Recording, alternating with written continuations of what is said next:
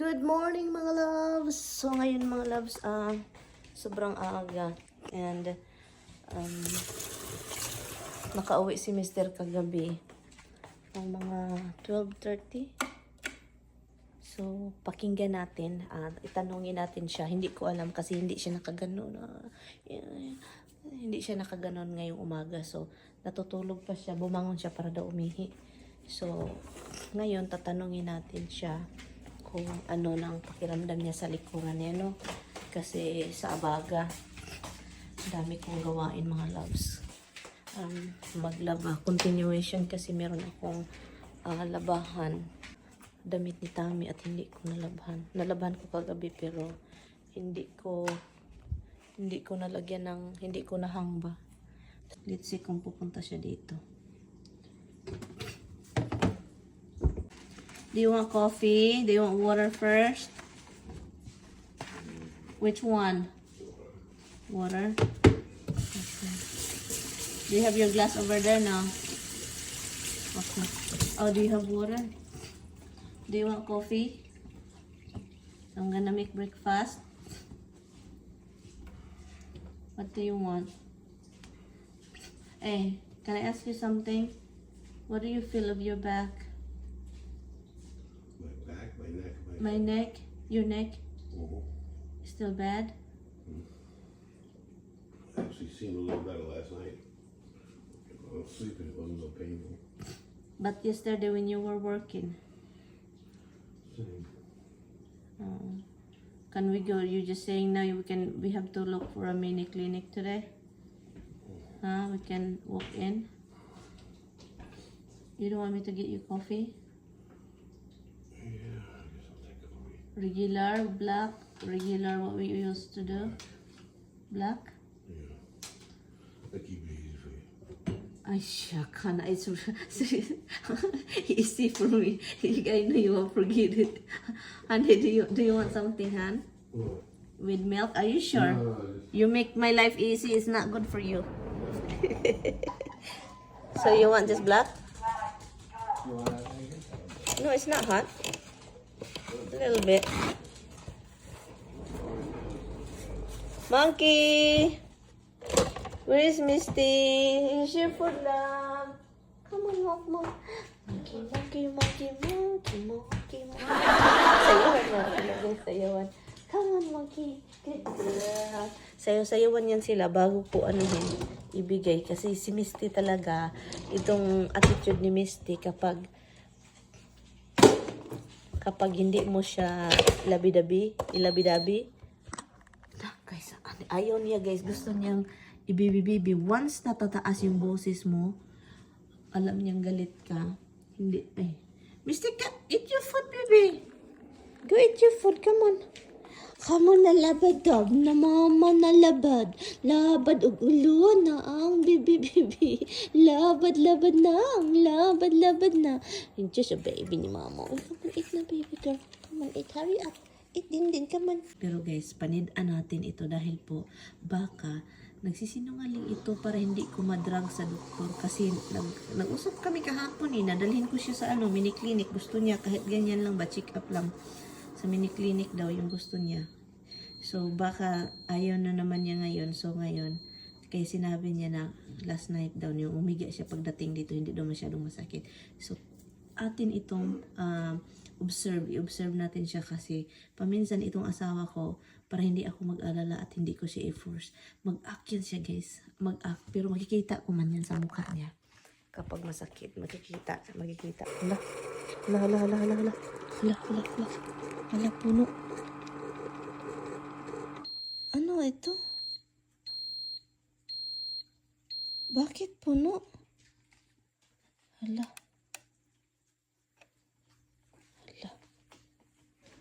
Ay. Itapon ko to mga loves. Hindi yung nito kami.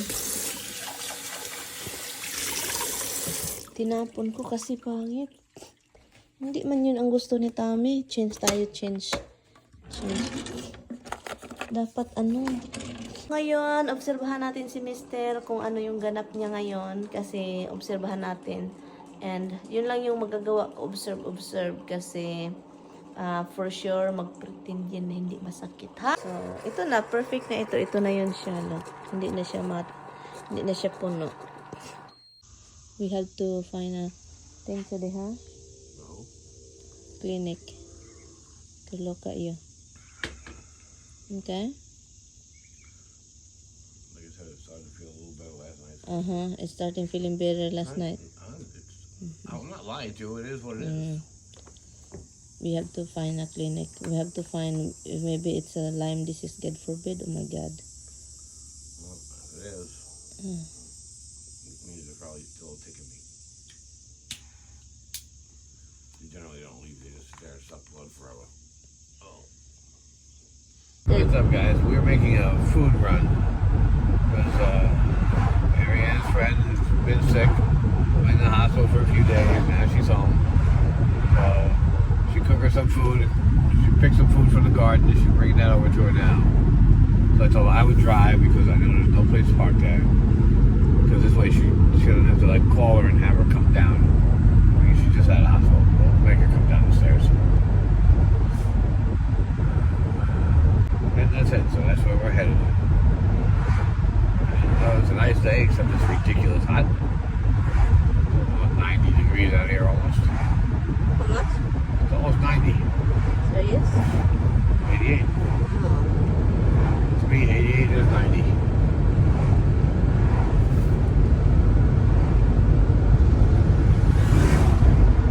But other than that, it's a nice, peaceful, sunny day. If you can see the road, you can see that. We got a little toy place over here. Not too much traffic, at least for now. I see the school buses are ramping up again. So maybe school started. About that time for them to go pick up kids. And there's tons of them apparently.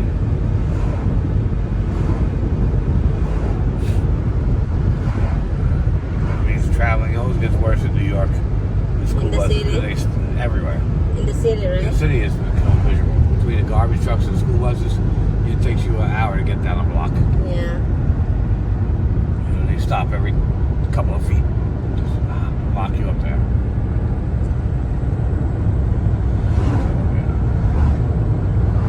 What? Yeah, like this old building looks like it's going to collapse. They got a little piece of plastic tied down to stop a leak in the roof, but the other parts of the roof have big giant holes in them. Break love. What? Seriously? I am driving. I'm video recording, so you can't see that. I see what you did? Yeah, you're recording, right? Yes, I am. You have your camera? May camera si Tami. I can't use this car anymore. So Tami need to give me another car, second hand, to replace the other one in the future. But Philippines first, right? If I can go, Han. You can go on. No, if I can go. I know I can go, but you know the deal. Brake hand because the car in there is braking. I'm aware of what's going on. Oh my God! Do you like me being a passenger? No. Well, the backseat driver. Yeah, I know, but do you like me being sitting here? No, you do it to me all the time. You get used to it. Sometimes I think, if I have a lot of money, you know what my thinking? I need to look a car. Your first car. You said you have that red or blue car. What is that? Red? Blue. My first car? Your first car. That was a station wagon. Yeah, no, the one that you really like. Which one is that? Oh, my Lincoln Mark IV? Yes. Now I was thinking, oh my God, I want to look for that car. I'm gonna use some money to surprise you. You know, it's just like because you keep mentioning that car, that you like it. Is that really nice? And wedding photographers love that car. They always ask me if they could use the car to take pictures of the bride and groom. Really? Yep. What kind of car is that? Lincoln Mark IV. Lincoln Mark IV? Yep. Let me research it right now.